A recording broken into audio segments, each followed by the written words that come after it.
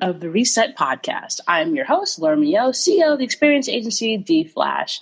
Each week, I bring in another person from business who's doing some game-changing work, and this week's episode is no different. I'm super psyched to have Nadia Stanley, TV producer, entrepreneur, and now author, who's going to talk about her really incredible journey and what she's doing next. Take a listen. Hey, Nadia, great to have you on the show. Hey, how are you doing? It's been a delight meeting you, and learning that we probably are cousins and like once or twice removed. For real, that Jamaican connection, you never know. You have to check last names and everything because I'm sure just even your spirit, I know we're related somehow. Clearly, it is sort of one of those things where it's like the what are the odds that I happen to be out in LA, I happen to go to this happy hour and then meet you and your awesome sister, and then we're all Jamaican English girls. It doesn't happen. Exactly, the stars aligned that day for sure. It was incredible alignment. So as you know, because I'm sure you've heard some episodes of the show, my first question is always the same to everybody, and I'm always fascinated by the responses, and I'm sure yours will be no different. So, Nadia, what was your first job? And it's so sad that it probably shows my age because I really, really have to think about this. Like my first job, besides, I might have been like a newspaper route girl. I'm trying to think what predates what. I did a little babysitting, the standard, any way to get some money. But my first job at a company could have been, my mom was a professor at Wellesley College. And I could have been working in the mailroom. That could have been my first official job. And that was tedious, guys. You guys have to support and love the post office or anyone working in the mailroom because it ain't easy. And what did you learn? Well, I learned, that taught me patience and just, things aren't exciting. I needed a paycheck. My mom was definitely the typical Jamaican mom. Like even if she had money or my parents had money, she always used to let us know, you're broke. You don't got no money. So, if I wanted my little candy money or if I needed my something, I had to earn it. And so that taught me that there's a means to an end. So even if I'm just literally labeling for 5 hours straight, that's what I need to do to get that paycheck, and just kind of humble yourself and lick those stamps and just keep it moving. And it just started teaching me discipline and working hard, and it translated into my business career. Awesome, which is a pretty fantastic business career. So why don't you tell folks what you're doing now? Oh, awesome. Well, right now, I just transitioned out of the world of TV production full time. Probably about 2 years ago, I just somewhat hit my wall in terms of I was doing 20-hour days, 6 days a week. At that time, I think I was co-producer on Hell's Kitchen, the chef Gordon Ramsay show. Awesome. And and I was just like, you know what? Like, I know God has something in store for me. There's a purpose. There's a calling on my life to help people. Am I really helping people in this position? So I kind of just, focused on my spirituality, focused on listening to that inner voice. And that led me to writing this book that I'm on your podcast talking to you about. And the funny thing is, I had no desire to be an author. If a week before I wrote this book, you would have told me I read a book, I'd be like, you're crazy. So, it's just funny how I ended up here, but I absolutely love and adore this book, as I guess any author should. But I even tell people I'm not an author. I just wrote a book, because once you read this, you'll know it's not, it's a quick read. The title of it is I Know Why You're Single, Sis. And I know you got a chance to read it on the plane, right? When you were going back from LA? Yes, I did. Yeah. So I want to hear your thoughts first. Hey, you turn the tables on me here. I do the question. Well, here's the thing. You know what? I think that like is the best way to describe your book is that it's a nice speck upside your head, where you realize like, oh, well, this is all stuff I knew already. I just needed someone to yell at me and remind. Right. And I think that's oftentimes we are so bogged down, heads down in the work that we do that we don't take a second to look up and actually realize what's around us. And I think that's a really beautiful thing that comes out of your book, that it enables you to sort of be like, oh, wait, I need to like be paying a bit more attention to this. I also need to like, stop, pull myself out of the pity drawer. Right. And it's like, oh, well, if, this person is this, but not this, and I can't deal with it. Like, no. Right. Or like, right. you say you can't. It gives you a dose of self-reflection. Yeah, you gotta. It's a good dose of reality served up in a friendly way that isn't going to take you 100 pages to get to the point. It's like after you've read the first 3 pages, if you haven't gotten the point, then you're not paying attention. No, awesome. That's so true. And that's the key thing. I wanted people to kind of just think, by just like you said, the simple things that we talk about and know about every day, but it's just a little slight perspective shift that sometimes we don't look at it that way. And I think everyone needs that friend that is just, I say hashtag tough love for your soul. And, I'm a Virgo. I'm not sure if you know any Virgos. Yes.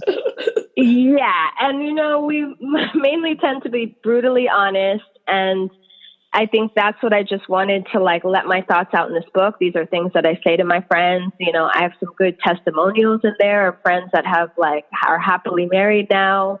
And I didn't even realize by some of the things that I told them. And it's just kind of, I want to be somebody's friend that might not have that friend that is going to just be straight up honest.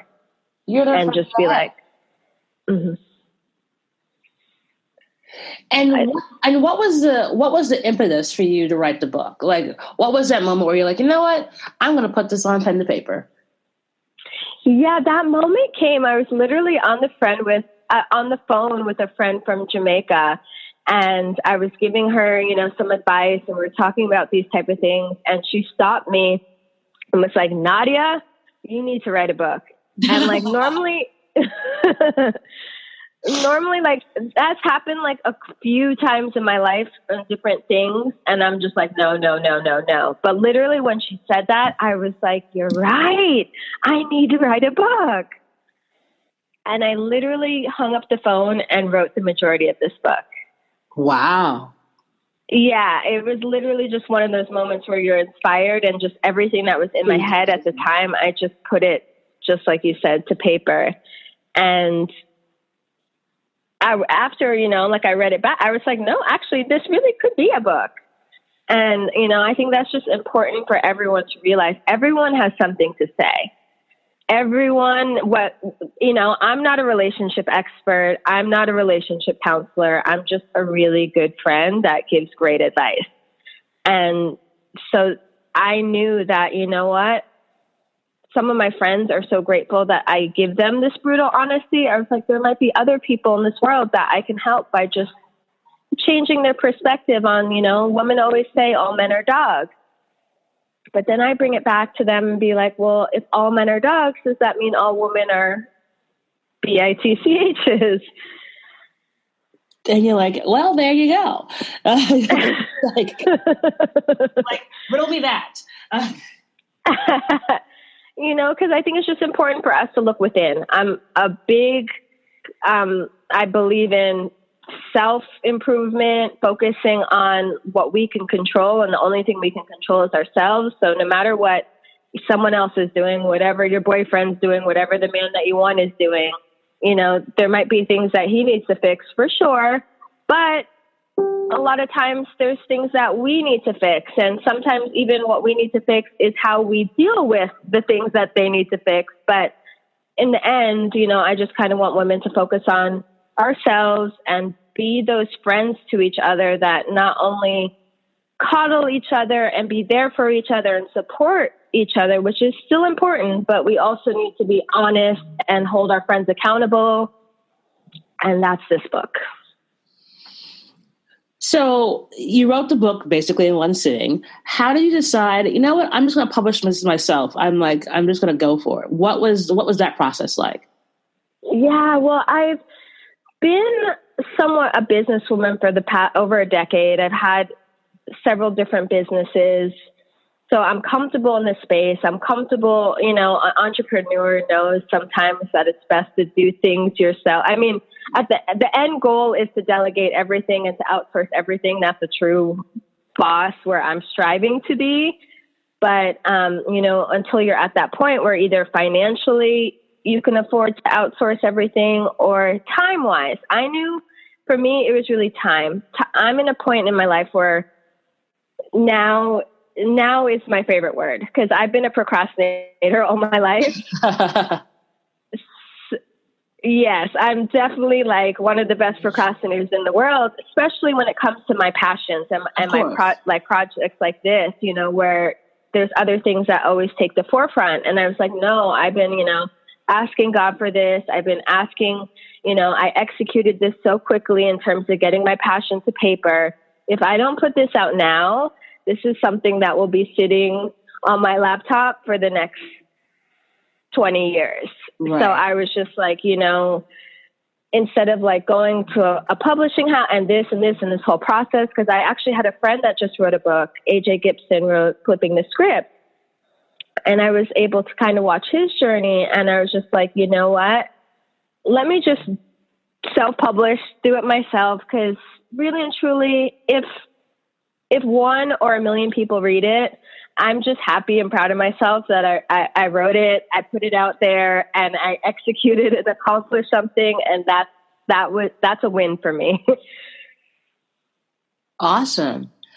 And what was that? What did you end up using as your self-publishing vehicle? I actually found the site is thebookpatch.com, I believe. And same thing. Like from my production background, I'm a researcher. So I can go there and I can delve, and it's like always, okay, what's the best? But I just held myself accountable and was like, okay, I set really strict deadlines for myself in terms of like, okay, the graphic design of my book cover needs to be done in 3 days. Picking the vehicle that I'm going to use to produce this book, like 3 days, instead of like, I could go a month just trying to find the best place to self-publish. So I just went with, I think, thebookpatch.com. Simple, easy, everything you can kind of just do it yourself. It's almost like, it's just very elementary. And I was like, perfect. And that's who I used. And when I got that book in my hand, I was like, yes, I wrote a book. So now that the book's out and you started to sort of give it some love, what's been the most surprising thing someone said to you about the book? Well, yeah, it's out and it's not out at the same time, which is kind of tricky. Like, when I ran into you and I met you, I think my sister told you about the book, and I was like, my first reaction was like, no, like, you're not supposed to tell anyone yet. And I mean, exactly. And it ended up being such a blessing. But right now I'm officially launching in January of 2020. Okay. But I just put it out on like my IG page and different things just to share with like, my friends and people I know, especially since this is a big transition for me career-wise. So it's like, I wanted people to like buffer them a little bit that I'm like walking into this space. But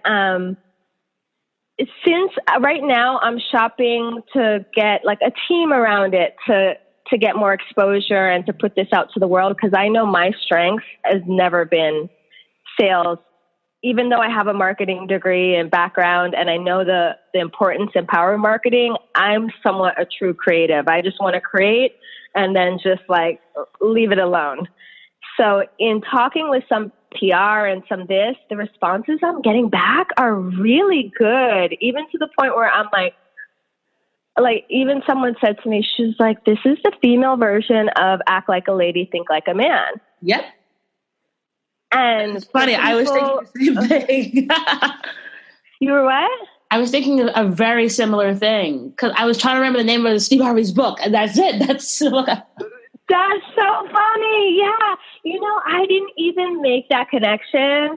And when she said that, and funny enough, she actually worked with Steve Harvey near the beginning of his career as part of his team. And I was like, first of all, thank you. Like, that's such an honor because Steve Harvey is such a great, you know, businessman and entrepreneur. And that book was somewhat like a revolutionary, you know, for pop culture and obviously the movie. And I was like, yes, I like that.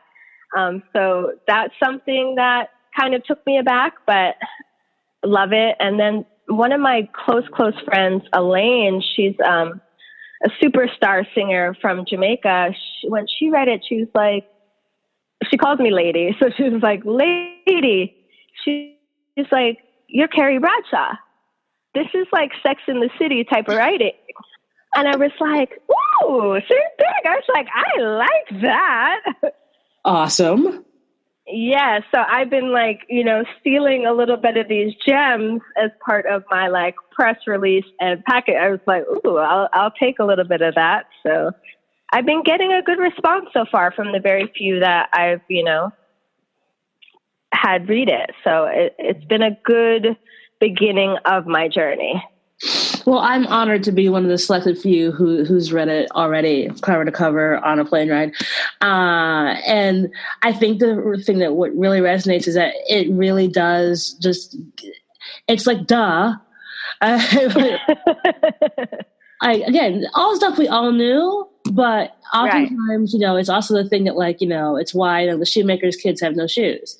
Like, we're always good at giving that advice to our friends, but it's hard for us to take our own advice. And I feel that you're kind of coming at it from a way where it's like, well, you know, I'm just your good sis, and be like, yo, you're not paying attention here. Right, exactly. And like, even some of the things in the book, I still have to work on. And I still tell myself every day, like, I'm the queen of, like, I hate to say it, I'm a nag. I don't know where this person came from, but sometimes with my boyfriend, I'm always just like, oh, why don't you do this? Why don't you do that? And it's frustrating to even hear myself sometimes. And there's like a part in the book where I talk about that. So it's like, things that, you know, I definitely still need to work on, but I know it's not okay.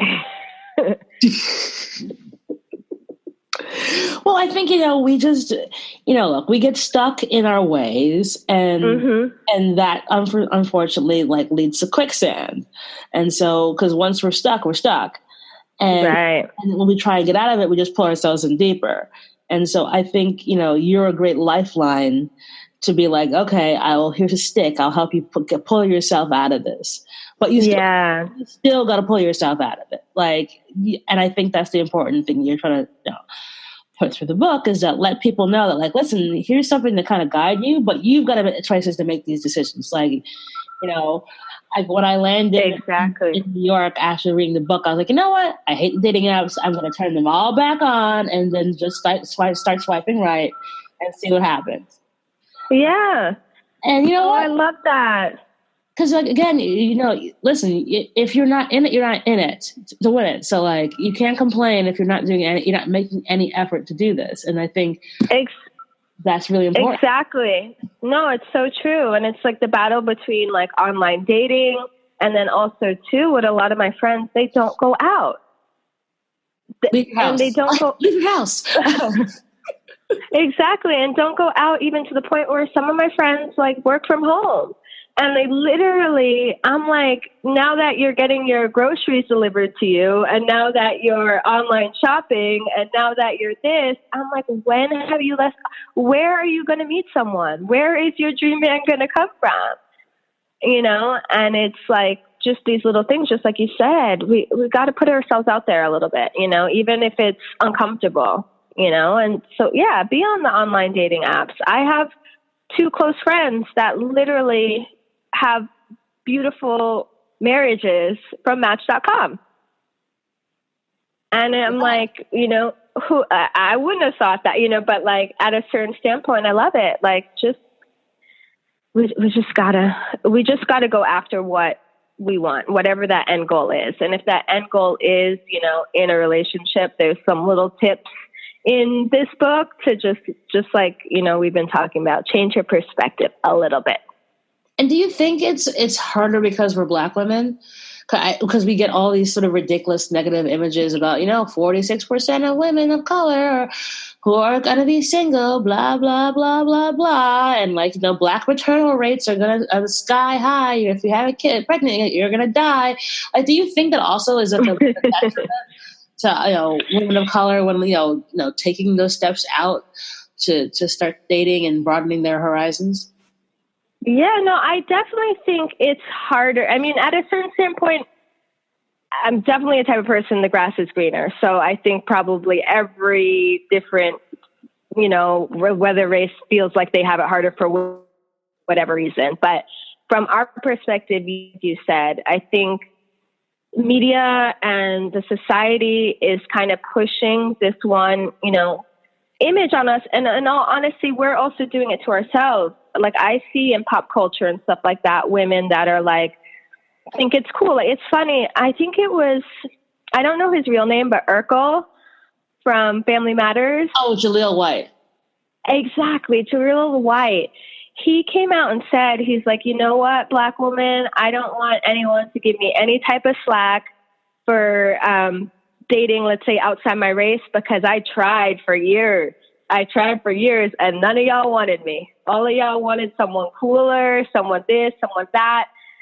So at a certain standpoint, it is sometimes like culturally what a certain culture thinks of what like the best man is, you know? And sometimes I think for whatever reasons, we are about swag and we are about this and we are about that. And it's like, that kind of changes your perspective where you're missing all these like nice, sweet guys. Like I actually asked God for a nerd, you know, and I was like, I work in the entertainment industry. I had been meeting someone, you know, like I think the person I talked to right before that was an A&R at a record label. And it was just way too like typical industry, too much for me. And I was like, no, I was like, I just want a nerd. And I think sometimes, absolutely, I think it's society pushes certain things on us that make it difficult, but then we also embrace certain things that make it difficult for ourselves. Well, I think it's what ends up happening is that you sort of damn if you do, damn if you don't. It's like, okay, I'm going to hold out for this mythical guy and he has to be Black and he has to be 6'2" and he has to have big hands and all that stuff. And there could be a perfectly normal, like could be a regular Black guy who's 5'9", has a good job and will, you know, treat you like a queen.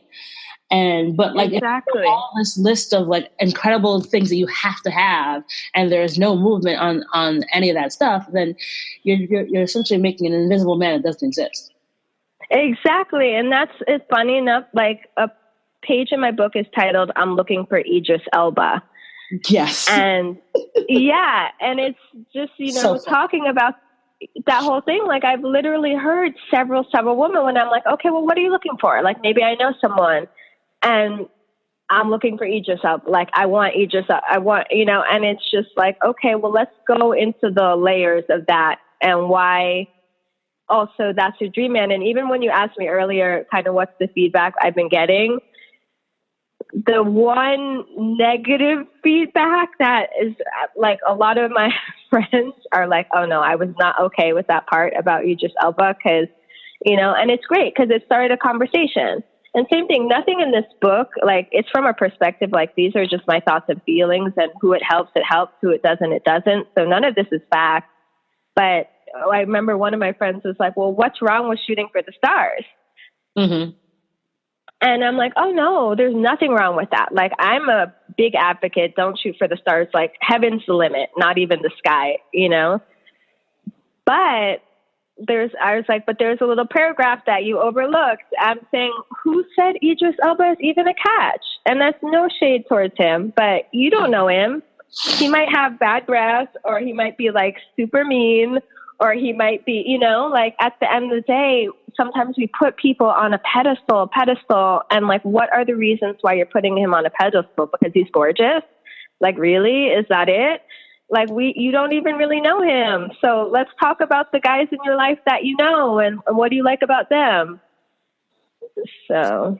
Yeah, it's funny because I think that, you know, you make up this mythical guy who doesn't exist, and and you like I read books in the past. You have to sort of make a list of like every single quality that you want in a good man, and blah blah blah blah blah blah blah.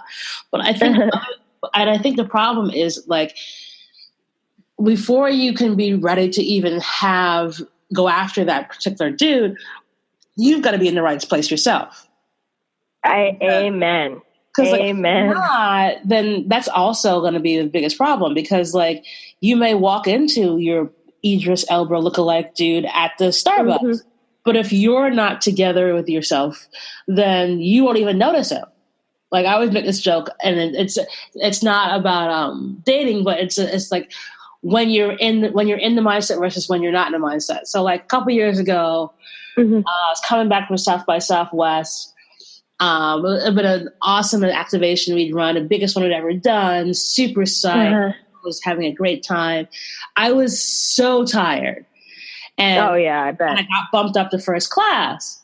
And so I'm in first class, and because I'm so tired, I just completely go to sleep. And when I wake up and look to my right, Andy Cohen is sitting across from me. And I'm like... Oh, okay, I thought you were going to say Idris Elba sitting across there. I was like,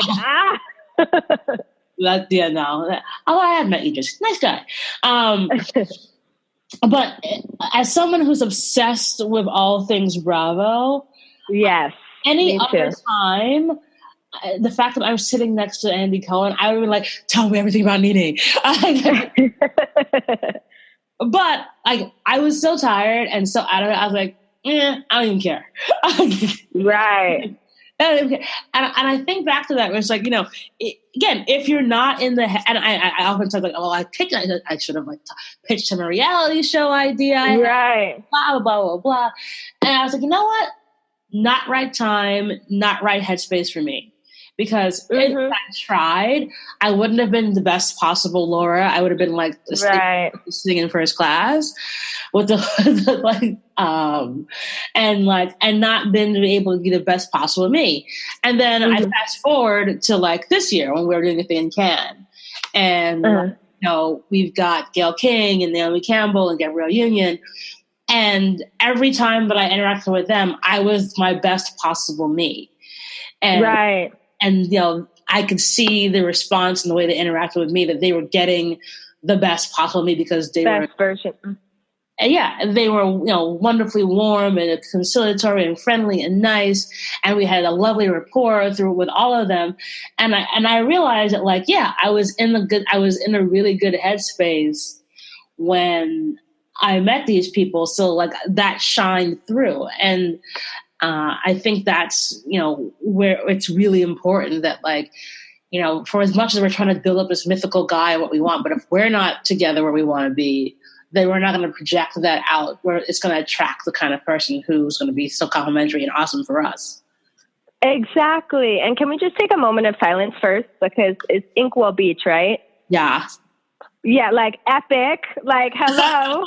Like, that is not normal. Like, what a boss. Like, I'm so, like, honestly, like, when you told me, I'm geeked. Like, I love it. Like, you're absolutely right, though. Like, and the accountability is the key thing that you said. Because, like, sometimes we're so quick to be like, oh, you know what? That person was like, Andy was sitting there and he kind of seemed standoffish, and that's why I didn't talk to him.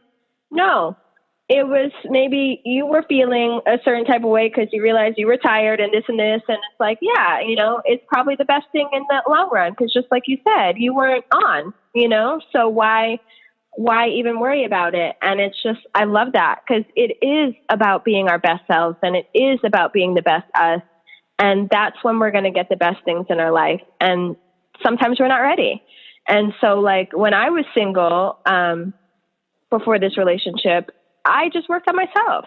I wasn't even like into like, you know, really going out and things like that. Cause I'm like, you know what, there's certain patterns that are happening in my life, and it's not them, you know, it must be me. It must be what I am attracting and what I'm this. So let me just tweak that a little bit. So you're absolutely right. So what's the place that Nadia goes to like chill out, relax, take that good moment of self-care for you? Do you hike somewhere in the hills of LA? Do you go to a favorite spa? Is there some place that has your table with your glass of red wine waiting? What do you do to sort of decompress and have Nadia time? And unwind, you know, it's so Netflix and it's so Bravo. Like, I'm a TV junkie. Like, that is my, like, de-stressing, like, kind of watching sometimes, like, the most mindless of shows. I love HGTV. Same. Like, I swear. Right? I love House Hunters International. Like, I feel like I'm traveling and looking at places, and I love, You want that villa. Exactly. I'm like, yes, take that villa. So I think that definitely is my reboot space to watch TV, where some people are music, some people are hiking, you know. I don't even like wine. I'm actually not a drinker, and my sister is probably cringing if she's listening to this. But I definitely unwind by watching TV. And it's funny that I ended up being like a reality TV producer. And yeah, but the funny thing is, and you're in the industry, so you know this, there's a stigma on reality TV, for especially a lot of people in Los Angeles and filmmakers and things like that. But I've always loved reality TV. I've always worn that on my chest. I'm like, oh no, this is going to be the new thing. Even when like I was a little kid watching Real World, and there's something about it. Cause I think I wanted to be a sociologist. I love just studying people and understanding people and why people do what they do. So it's sometimes I'm just like watching like, interesting. And I'm looking at like things that aren't even on the show. What's next for I Know Why You're Single, Sis? What's next is just finding the right team that can help me, you know, share this with the world, and, you know, ideally, hopefully some speaking engagements. Also, you know, working on rounding out the brand with all sorts of different things, because I have background in fashion industry, I have background in TV. Yeah, so I just want to, you know, full circle with this. But it just really depends if, you know, people are receiving it and loving it. I just want to talk to people. I just want conversations. I just want to open it up and see where it goes. Awesome. Well, I love the book. We'll put all the details on where you can find it and learn more about you in our show notes. And Nadia, it was such a delight meeting you in person and then having you on the show today. And I will take your advice to heart. I promise. And